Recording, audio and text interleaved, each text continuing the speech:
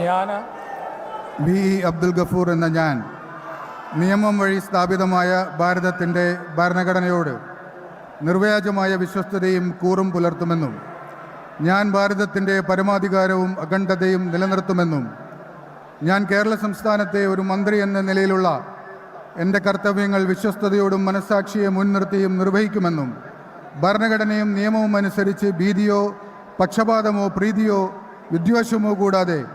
എല്ലാ തരത്തിലുള്ള ജനങ്ങൾക്കും നീതി ചെയ്യുമെന്നും ദൈവനാമത്തിൽ സത്യം ചെയ്യുന്നു.